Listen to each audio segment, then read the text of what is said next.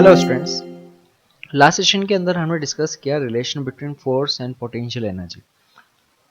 आज के सेशन में हम डिस्कस करेंगे पोटेंशियल एनर्जी कर्व, जहां हम देखेंगे कि पोटेंशियल एनर्जी कर्व से फोर्स का रिलेशन हम कैसे आइडेंटिफाई कर सकते हैं, फोर्स का नेचर कैसे देख सकते हैं। इसके अलावा हम डिस्कस करेंगे इक्विलिब्रियम पोजीशन और टाइप ऑफ इक्विलिब्रियम। तो स्टार्ट करते हैं पोटेंशियल एनर्जी कर्व से। देखिए, हम अज्यूम कर सकते हैं कि कोई भी दो पार्टिकल है जिनका मास m1 और m2 है, तो इनके बीच में जो ग्रेविटेशन अट्रैक्शन फोर्स है उसकी वजह से इनकी पोटेंशियल एनर्जी आएगी। तो अगर हम यहाँ पे देखें कि ये दोनों के बीच की डिस्टेंस x है, तो जब हम x को चेंज करेंगे तो पोटेंशियल एनर्जी में वेरिएशन आएगा। अगर हम या तो देखें कोई चार्ज है, कोई Q1 और Q2 दो चार्ज है, दोनों के बीच में डिस्टेंस x है, तो इन दोनों के बीच में जो इलेक्ट्रोस्टैटिक फोर्स आएगा उसकी वजह से भी पोटेंशियल एनर्जी इस सिस्टम की होगी, जिसमें वेरिएशन होगा x के साथ। तो ऐसा कोई कर्व हम यहाँ पे देख रहे हैं जहां पर हम पोटेंशियल एनर्जी में चेंज देख रहे हैं विद रिस्पेक्ट टू x। ये हो सकता है कि कोई ग्रेविटेशन फोर्स की वजह से हो, या इलेक्ट्रोस्टैटिक फोर्स की वजह से हो, या किसी और रिलेशन से हो। तो ये हमारे पास है वेरिएशन पोटेंशियल एनर्जी का विद रिस्पेक्ट टू x। तो जैसा कि हमने देखा था कि कंजर्वेटिव फोर्स और पोटेंशियल एनर्जी में जो रिलेशन था वो था conservative force is equal to minus d u over d x. यहाँ पे x जो है वो पार्टिकल्स के बीच की डिस्टेंस है। तो देखिए, ये है हमारे पास रिलेशन। अब देखिए यहाँ पर d u over d x जो है इसको हम बोलते हैं ग्रेडियंट, पोटेंशियल ग्रेडियंट, यानी change in potential energy with x। और अगर हम ग्राफ में देखें तो D u over d x जो है वो रिप्रेजेंट करेगा slope of potential and distance graph. तो हम यहाँ पे क्या देख रहे हैं, फोर्स क्या होगा यहाँ पे, force is equal to negative of slope of u x graph. यानी इस ग्राफ का जो स्लोप है उसका नेगेटिव जो है वो हमें फोर्स रिप्रेजेंट करेगा, और यहाँ पे फोर्स का नेचर जो है वो हमें बताएगा यहाँ पर स्लोप से। देखिए, फोर्स का पॉजिटिव और नेगेटिव होना हमें बताता है कि फोर्स अट्रैक्टिव नेचर का है, रिपल्सिव नेचर का। अगर हमारे पास फोर्स का नेचर जो है वो अगर पॉजिटिव आता है, इसका मतलब पार्टिकल्स जो है उनके बीच में नेचर ऑफ फोर्स जो है वो है रिपल्सिव।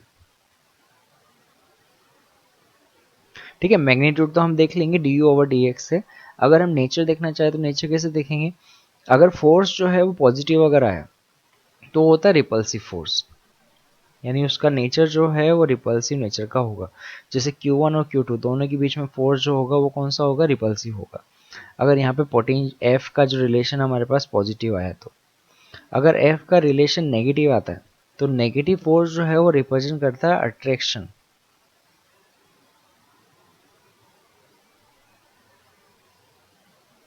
अट्रैक्शन नेचर, तो ये हमारे पास फोर्स का नेचर बताता है। तो देखिए, यहाँ पर ग्राफ से अगर हम देखें तो हमें ग्राफ के अकॉर्डिंग दो केस मिल सकते हैं। एक कंडीशन जब स्लोप पॉजिटिव हो, एक कंडीशन जब स्लोप नेगेटिव हो। जैसे कि केस फर्स्ट कंसिडर करते हैं कि on increasing x if u is increasing, यानी यहाँ पर हमें d u over d x जो है वो पॉजिटिव मिल रहा है। u को इंक्रीज कर रहे हैं तो x भी पॉजिटिव आ रहा है, तो यहाँ पे हमें d u by d x जो है वो पॉजिटिव मिल रहा है। तो यहाँ पर फोर्स जो है वो उसके नेगेटिव के नेचर का होगा, यानी अगर यहाँ पर d u by d x positive आ रहा है तो फोर्स जो है वो नेगेटिव आ रहा होगा। यानी यहाँ पर पार्टिकल्स के बीच में जो फोर्स होगा वो अट्रैक्शन फोर्स होगा। इसमें केस टू क्या होगा, सॉरी केस टू से पहले यहाँ पे देख लेते हैं स्लोप का, है ना। तो जैसे स्लोप जो है वो पॉजिटिव है, यानी P से लेकर Q तक देखेंगे तो यहाँ तक सभी पॉइंट के लिए D u by d x जो है वो पॉजिटिव आ रहा है ना। तो यानी कि यहाँ से P से लेकर Q तक देखेंगे या R से लेकर D तक देखेंगे, इस सभी सेक्शन में अगर हम यहाँ पे देखेंगे तो यहाँ पर पोटेंशियल एनर्जी जो है वो हमें, सॉरी यहाँ पर जो फोर्स का जो नेचर आएगा वो हमें अट्रैक्शन नेचर का मिलेगा। यानी P से लेकर Q तक यहाँ पर हमें d u by d x positive मिल रहा है। R से लेकर यहाँ पे D और S तक यहाँ पर हमें डी यू और डी एक्स जो है वो पॉजिटिव मिल रहा है, यानी यहाँ पे फोर्स का नेचर जो है वो नेगेटिव मिलेगा, यानी यहाँ पर पार्टिकल्स के बीच में अट्रैक्शन फोर्स होगा। ठीक है, अब केस टू देखते हैं। केस 2 में क्या देखेंगे कि ऑन इंक्रीजिंग यू जो है वो डिक्रीज हो रहा है, यानी यहाँ पर नेचर जो है वो नेगेटिव आ रहा है, यानी यहाँ हमें मिलेगा du/dx नेगेटिव। यानी यहाँ पर हमें जो फोर्स का रिलेशन है वो पॉजिटिव मिलेगा, यानी फोर्स का रिलेशन पॉजिटिव है, इसका मतलब यहाँ पे फोर्स का जो नेचर है वो रिपल्सिव है। तो देखिए स्लोप नेगेटिव कहाँ पे हमें मिल रहा है, तो ग्राफ में देखिए तो देखिए यहाँ स्टार्टिंग से लेकर पॉइंट P तक, यहाँ तक हमारे पास स्लोप जो है वो नेगेटिव है, du/d x इज नेगेटिव, यानी फोर्स जो है वो पॉजिटिव है। वैसे यहाँ से देखते हैं, इस वाले पोर्शन में भी देखेंगे तो हमारे पास du/dx जो है वो नेगेटिव है, यानी फोर्स जो आएगा वो हमें पॉजिटिव मिलेगा, यानी जो फोर्स होगा वो रिपल्सिव नेचर का होगा। ठीक है, तो देखिए यहाँ पर पॉइंट P से पहले जो फोर्स है वो रिपल्सिव है, P के बाद जो है फोर्स वो अट्रैक्शन का है, Q से पहले जो है वो अट्रैक्शन का है, Q के बाद जो है वो रिपल्सिव है, R से पहले जो है वो रिपल्सिव है और R के बाद जो है वो अट्रैक्शन है। तो यहाँ पे पॉइंट P, Q और R वो पॉइंट है जहाँ पे फोर्स का जो नेचर है वो चेंज हो रहा है। ओके, तो हम देखते हैं कि इक्विलिब्रियम पोजीशन जो है वो हम इस ग्राफ से कैसे देखेंगे। तो देखिए डिफरेंट पोजीशन ऑफ पार्टिकल, तो यहाँ पर तो हमने देखा ये वाला पोर्शन जो था पहला वाला, यहाँ पे पार्टिकल्स के बीच में रिपल्सिव था, ठीक है, यहाँ पर हमारे पास अट्रैक्शन नेचर था। तो इस तरीके से हम जो स्लोप है, स्लोप को देखकर जो पार्टिकल है उसका नेचर देख सकते हैं। अभी यहाँ पर हम देखेंगे सबसे पहले पोजीशन ऑफ इक्विलिब्रियम। तो देखिए इक्विलिब्रियम पोजीशन वो होती है जहाँ पे पार्टिकल जो है वहाँ पर पार्टिकल पे जो फोर्स का नेचर है वो चेंज होता है। जैसे कि हमने देखा था पॉइंट P पे या पॉइंट Q पे या पॉइंट R पे, ठीक है, या फिर S पे। तो यहाँ पे हम देखेंगे फोर्स का जो नेचर है वो चेंज हो रहा है, तो वो होती है equilibrium position. Equilibrium position actual में होती है जहाँ पर हमारे पास फोर्स जो है, नेट फोर्स जो है वो हमें जीरो मिलता है। तो ग्राफ से हम इक्विलिब्रियम पोजीशन यानी नेट फोर्स जीरो वाली कंडीशन कैसे देखेंगे, तो देखिए पॉइंट P पर अगर हम देखें तो स्लोप जो है वो जीरो है, पॉइंट P पे स्लोप जीरो है, पॉइंट Q पे भी स्लोप जीरो है, पॉइंट R पे अगर हम देखें तो स्लोप जीरो है, एस पर देखें तो स्लोप जीरो है, यानी ये सभी पॉइंट वो है जहां पर हमारे पास स्लोप जो है du/dx जो है वो जीरो मिल रहा है। तो अगर हमें इक्विलिब्रियम पोजीशन फाइंड करनी है तो सिंपली क्या करना है, हमें वो फाइंड करना है जहां पर du/dx जो है वो जीरो है। ठीक है, तो उसके अकॉर्डिंग हम देखेंगे कि यहाँ पर हमारे पास P, Q, R और S जो है R इक्विलिब्रियम पोजीशन। ठीक है, अब देखिए यहाँ पर अगर हम पॉइंट P पे देखें 8 पॉइंट P, तो यहाँ पर पॉइंट P पे हम देखेंगे तो पोटेंशियल एनर्जी जो है वो मिनिमम है, U इज मिनिमम। यहाँ पर अगर हम देखें तो यहाँ पर du/dx जो है वो हमें ज़ीरो मिला है, और इसमें देखिए कॉन्केविटी अगर हम देखें तो ये हमने बेसिक मैथमेटिक्स में देखा था, कॉन्केविटी डबल डिफरेंशिएशन। तो यहाँ पे कॉन्केविटी जो है वो अपवर्ड डायरेक्शन में आ रही है, यानी d2u/dx स्क्वायर निकाला जाए तो हमें अपवर्ड डायरेक्शन में यानी पॉजिटिव मिलेगा। ठीक है, अच्छा ऐसे हम देखिए पॉइंट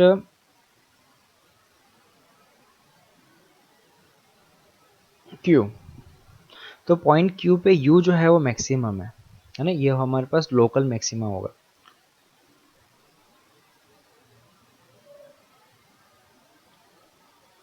U मैक्सिमम है, du/dx जो है वो तो जीरो है, बट अगर हम यहाँ पे इस पॉइंट पे कॉन्केविटी अगर चेक करें तो कॉन्केविटी जो है वो डाउनवर्ड है, ये होगा d2u/dx स्क्वायर नेगेटिव, है ना। नॉर्मली देखा है तो हमने ये मैक्सिमा मिनिमा देखा था, तो पॉइंट P जो है ये मिनिमा वाली कंडीशन है, पॉइंट Q जो है वो मैक्सिमा वाली कंडीशन है। ठीक है, एक और सिचुएशन देखते हैं 8 पॉइंट S। तो देखिए पॉइंट S पर अगर हम देखें ना तो सभी पॉइंट पे इसके आगे देखिए ग्राफ जो है वो स्ट्रेट जा रहा है, यानी यहाँ पर हमारे पास U जो है वो कांस्टेंट है, एक्स के साथ, यानी यहाँ पर हम एक्स को चेंज करेंगे तो यू जो है वो कांस्टेंट आएगा, यानी सभी पॉइंट पे देखेंगे तो हमें d u over d x जो है वो ज़ीरो मिलेगा, और d two u over d x square जो है वो भी हमें ज़ीरो मिलेगा। तो ये हमारे पास पॉइंट 3 है। ये तीनों पॉइंट को हम इक्विलिब्रियम पोजीशन ही बोल रहे हैं, पर यहाँ पर इन इक्विलिब्रियम पोजीशन का नेचर जो है वो अलग अलग है। तो इन डिफरेंट नेचर के अकॉर्डिंग हम देख रहे हैं कि हमारे पास इक्विलिब्रियम पोजीशन जो है वो 3 तरीके की होती है। ठीक है, तो हमें ये तीनों पॉइंट समझ में आ गए। यहाँ पे पॉइंट पी जो है मिनिमम वाली कंडीशन है, क्यू जो है मैक्सिमम वाली कंडीशन है, और एस जो है वो सेचुरेशन वाली कंडीशन है। ठीक है, पर तीनों ही यहाँ पर इक्विलिब्रियम पोजीशन है। और इक्विलिब्रियम पोजीशन फाइंड करने के लिए हमने किया क्या है, डी ओवर डी एक्स को जीरो किया है, यानी फोर्स को हमने जीरो किया है। अब हम देखते हैं टाइप ऑफ इक्विलिब्रियम पोजीशन। तो सबसे पहले हम देखते हैं कि यहाँ पर कितने टाइप की इक्विलिब्रियम पोजीशंस होती है। तो मेनली यहाँ पर 3 तरह की इक्विलिब्रियम पोजीशंस होती हैं। एक होती है स्टेबल इक्विलिब्रियम, एक होती है अनस्टेबल इक्विलिब्रियम, और एक होता है न्यूट्रल इक्विलिब्रियम। स्टेबल इक्विलिब्रियम वो होता है जब हम देखेंगे कि पार्टिकल जो है, यहाँ पर पार्टिकल जो है वो अपनी इक्विलिब्रियम पोजीशन को स्टेबल रख पाता है, यानी वो इक्विलिब्रियम पोजीशन जहाँ से हम उस ऑब्जेक्ट को अगर डिस्प्लेस करें तो वो वापस उसी पोजीशन पे आ जाए, उसको हम बोलते हैं उसकी स्टेबल इक्विलिब्रियम। जैसे कि हम देखते हैं पेंडुलम, अगर हम किसी पेंडुलम को उसकी पोजीशन से अगर डिस्प्लेस करें,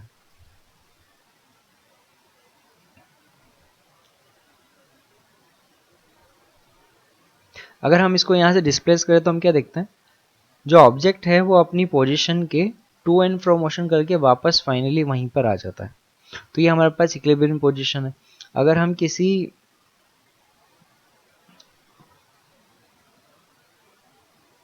ऐसी पोजीशन के अंदर कोई ऑब्जेक्ट है ना, ये मास कोई एम है, अगर इसको डिस्प्लेस करें तो होगा क्या कि अपनी पोजीशन के अबाउट जो है टू एंड फ्रो मोशन करके वापस वहीं आ जाएगा। तो इस तरीके की पोजीशन जो है वो इक्विलिब्रियम पोजीशन होती है। तो ये होता है हमारे पास स्टेबल इक्विलिब्रियम। स्टेबल इक्विलिब्रियम क्यों इंपॉर्टेंट है, क्योंकि जो सिंपल हार्मोनिक मोशन है यानी एसएचएम जो है या ऑक्सीलेशन जो है वो सिर्फ स्टेबल इक्विलिब्रियम में पॉसिबल हो पाता है। एसएचएम यानी सिंपल हार्मोनिक मोशन, या हम इसे ऑक्सीलेशंस भी बोलते हैं। ऑक्सीलेशन तभी पॉसिबल है जब हमारे पास ऑब्जेक्ट जो है वो स्टेबल इक्विलिब्रियम है। दूसरा होता है अनस्टेबल इक्विलिब्रियम। उसमें हम क्या देखते हैं कि जब हम ऑब्जेक्ट को उसकी मीन पोजीशन से डिस्प्लेस करते हैं तो वापस वो अपनी इनर्शियल मीन पोजीशन जो है यानी इक्विलिब्रियम पोजीशन है वो गेन नहीं कर पाता। जैसे कि ये कंडीशन में अगर इस ऑब्जेक्ट को मैं डिस्प्लेस करूं चाहे लेफ्ट या राइट, तो उसमें होगा क्या, वो वापस अपनी पोजीशन में नहीं आता। ये होता है हमारे पास अनस्टेबल इक्विलिब्रियम। तीसरा होता है न्यूट्रल इक्विलिब्रियम, यानी कि अगर हम उस ऑब्जेक्ट को उसकी पोजीशन से डिस्प्लेस करें और वापस वो उसी पोजीशन पर रहे जहां पर उसे हमने डिस्प्लेस किया है, और वो वहीं पर ही इक्विलिब्रियम पोजीशन अपनी बना ले, वो होता है न्यूट्रल इक्विलिब्रियम। तो इस तरीके से हमारे पास 3 तरीके की इक्विलिब्रियम पोजीशंस होती हैं। अब हमें यहाँ पे ग्राफ पे आइडेंटिफाई करना है कि ग्राफ के अंदर वो जो 3 टाइप ऑफ इक्विलिब्रियम है वो हम कैसे आइडेंटिफाई करेंगे। तो देखिए यहाँ पर स्टेबल इक्विलिब्रियम जो है वो यहाँ पर होता है पॉइंट पी पे।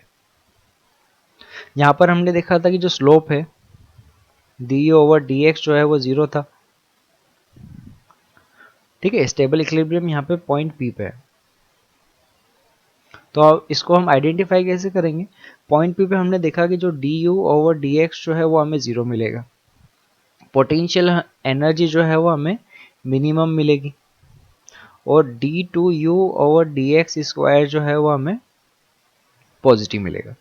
ये वो आइडेंटिफिकेशन है जहाँ पे हम देखेंगे कि जो सिस्टम है वो स्टेबल इक्विलिब्रियम। दूसरा होता है अनस्टेबल इक्विलिब्रियम, यानी ये पॉइंट क्यू।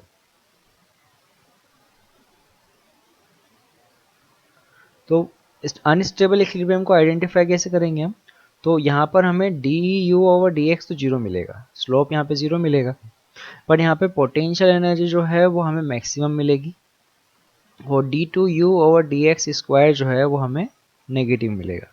यानी ये जो पोजीशन है यहाँ पे कॉन्केविटी डाउनवर्ड होगी, और ये हमारे पास होगा अनस्टेबल इक्विलिब्रियम। तीसरा होता है न्यूट्रल इक्विलिब्रियम, यानी पॉइंट एस पर या उसके आगे भी हम देखेंगे। तो यहाँ पर हमारे पास d u over d x जो है वो 0 मिलता है, u हमें कांस्टेंट मिलता है, और d two u over d x square हमें 0 मिलेगा। ठीक है, यानी यहाँ पे कोई कॉन्केविटी नहीं आती इन पॉइंट्स पे, जो कर्व होता है वो स्ट्रेट होता है। तो ये पॉइंट पे हमें न्यूट्रल इक्विलिब्रियम मिलता है। तो यहाँ पे हम देखेंगे यहाँ पर 3 तरीके के इक्विलिब्रियम होते हैं। ठीक है, यहाँ पे ये चीज़ याद रखनी है कि अगर हमारे पास स्टेबल इक्विलिब्रियम हुआ तो इस कंडीशन पे SHM पॉसिबल है, पर अगर हमारे पास अनस्टेबल या न्यूट्रल इक्विलिब्रियम हुआ तो SHM जो है नॉट पॉसिबल होगा। ठीक है, तो यहाँ पे हमारे पास SHM होगा या नहीं होगा वो किस पे डिपेंड करेगा, टाइप ऑफ इक्विलिब्रियम पे।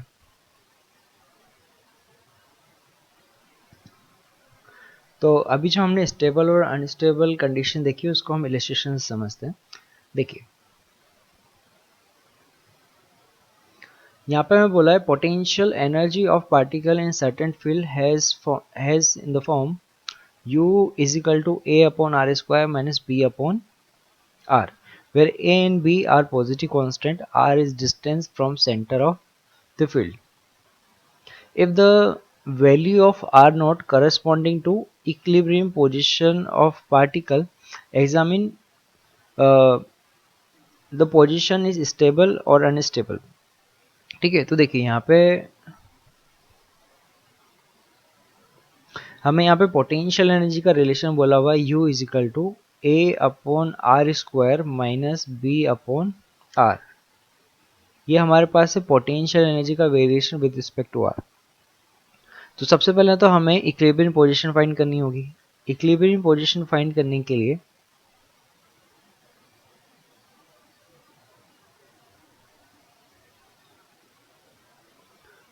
हम क्या करेंगे, हम फाइंड करेंगे D u over d are. वो ज़ीरो हुआ तो वो जो पॉइंट हमें मिलेंगे वहाँ पे हमें इक्विलिब्रियम पोजीशन मिलेगी। तो सबसे पहले d u over d r find करते हैं। तो यहाँ पे हमें मिलेगा d u over d r is equal to, देखिए 1 अपॉन आर स्क्वायर का इंटीग्रेशन होगा -2 अपॉन आर क्यूब, यानी ये हो जाएगा -2a अपॉन आर क्यूब, और 1 अपॉन आर का इंटीग्रेशन होगा -1 upon r square, minus minus plus हो जाएगा, यानी ये हो जाएगा b अपॉन आर स्क्वायर। ठीक है, तो हमें इक्विलिब्रियम पोजीशन फाइंड करने के लिए इस रिलेशन को 0 रखना पड़ेगा। तो हम क्या कर रहे हैं, d u over d r is equal to 0 put कर रहे हैं, यानी इक्वल टू, देखिए यहाँ पे दोनों तरफ आर स्क्वायर कॉमन आ रहा है, तो यहाँ पे 1 अपॉन आर स्क्वायर कॉमन निकाल लिया है हमने, यह आएगा -2a upon r plus B.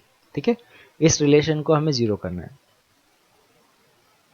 तो अगर 1 अपॉन आर स्क्वायर को देखेंगे वो तो 0 होगा नहीं, यानी -2a upon r plus b is equal to 0 होगा, यानी हम इसे लिखेंगे b is equal to 2a upon r, यानी r is equal to 2a upon b। ये हमारे पास इक्विलिब्रियम पोजीशन। ठीक है, तो इसका फर्स्ट पार्ट तो हो गया, हमने इक्विलिब्रियम पोजीशन फाइंड कर लिया। ठीक है, अब सेकंड पार्ट में हमें पूछा है कि एग्जामिन करना है कि ये स्टेबल इक्विलिब्रियम है या नहीं। तो देखिए स्टेबल इक्विलिब्रियम की आइडेंटिफिकेशन है,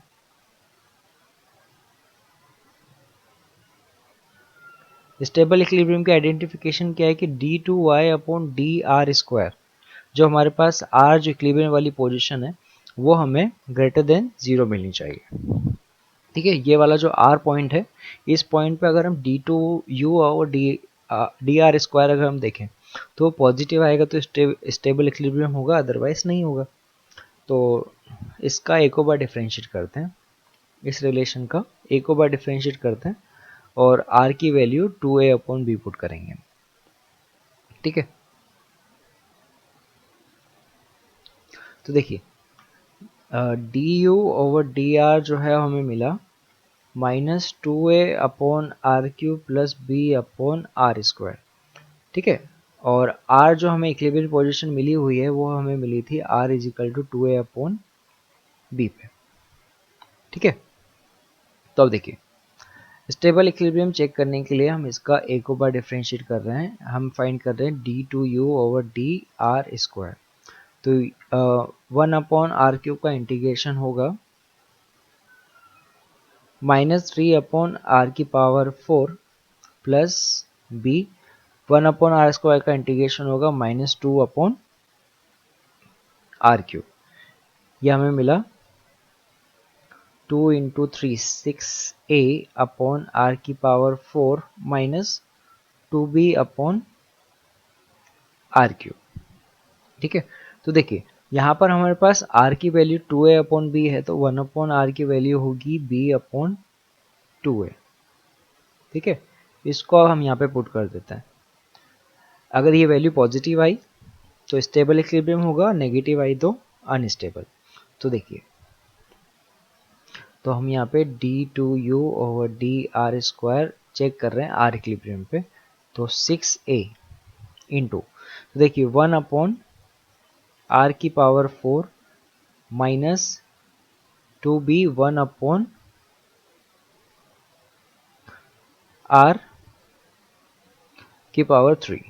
ठीक है, तो ये हो जाएगा 6a into b/2a⁴ minus 2b b/2a³। ठीक है, तो ये हमें मिलेगा 6a into b⁴ 16 into a⁴ minus 2b into b⁴/8a³। ठीक है, एक ए से ये हट गया, ये हमें मिला a³, तो हमें मिला b⁴ 3b⁴/8a³ माइनस 2b⁴/8a³, यानी ये हमें रिलेशन मिल रहा है b⁴/8a³। तो देखिए a और b जो है वो दोनों कांस्टेंट है, तो यहाँ पे हमें d2u/dr² जो है वो ग्रेटर देन 0 मिल रहा है।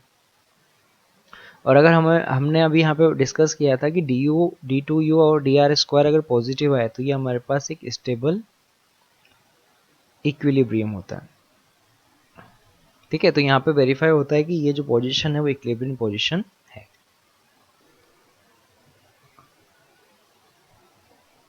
तो देखते हैं क्वेश्चन। ये क्वेश्चन जो है वो एग्जाम में पूछा हुआ क्वेश्चन है।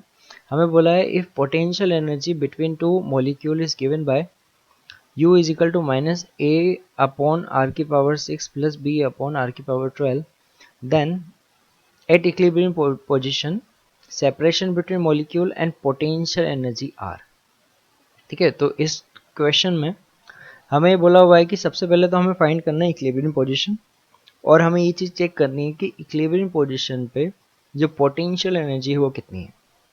ठीक है, हम ये चेक कर चुके हैं कि जब इक्विलिब्रियम पोजीशन हमें फाइंड करनी है तो इक्विलिब्रियम पोजीशन के लिए हमें क्या करना है, हमें फाइंड करना है du/dr, उसको हमें 0 पुट कर देना है। ठीक है, तो देखिए हम सबसे पहले फाइंड करते हैं du/dr। यहाँ पे u का रिलेशन हमें गिवन है, u is equal to minus a/r⁴ plus b/r⁴। ठीक है, du/dr माइनस a कांस्टेंट है। देखिए 1/r⁴ इसका डिफरेंशिएट हम करेंगे तो हमें मिलेगा -6/r⁴।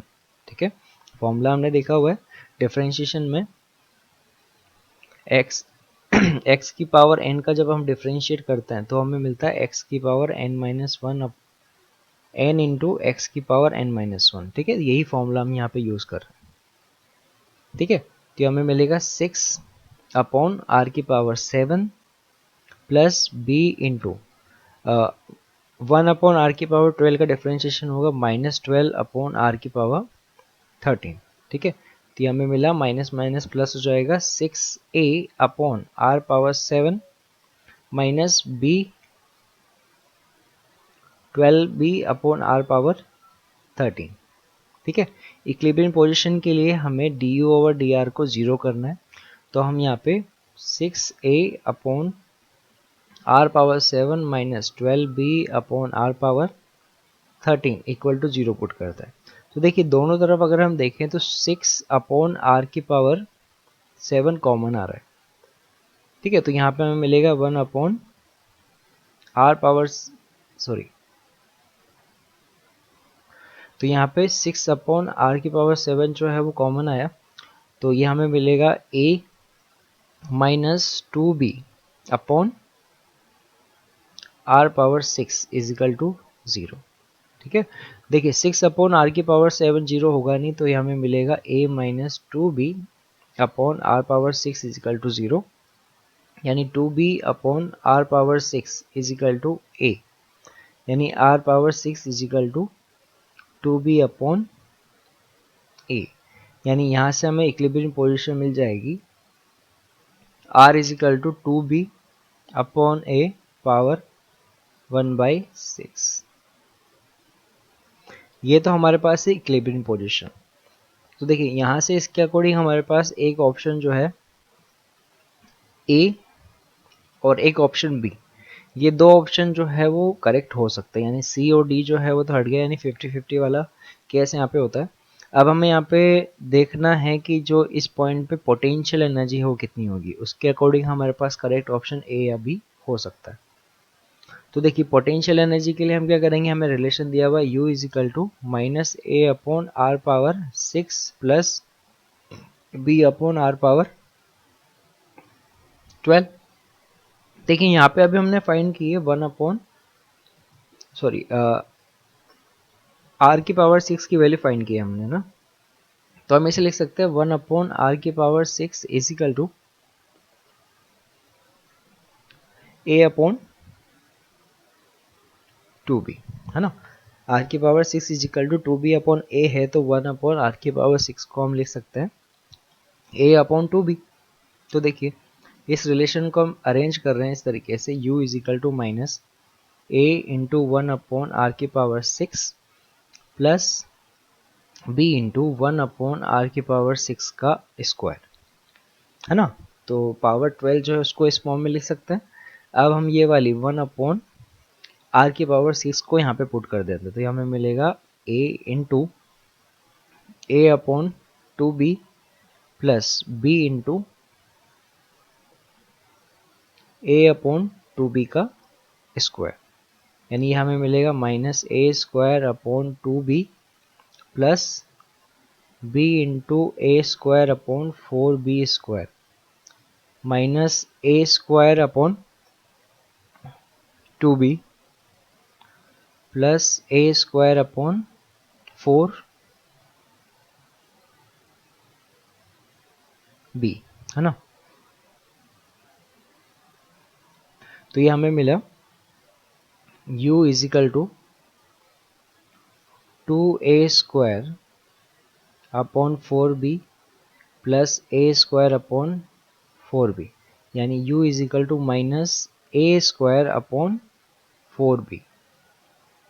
तो ये जो इक्विलिब्रियम पोजीशन हमें बोली है, उस इक्विलिब्रियम पोजीशन पर जो पोटेंशियल एनर्जी है वो होगी u is equal to minus a square upon 4b, यानी जो करेक्ट ऑप्शन होगा वो होगा ए, ठीक है। इक्विलिब्रियम पोजीशन होगी 2b अपॉन ए की पावर 1/6, और जो इस पोजीशन पे पोटेंशियल एनर्जी होगी वो होगी minus a square upon 4b।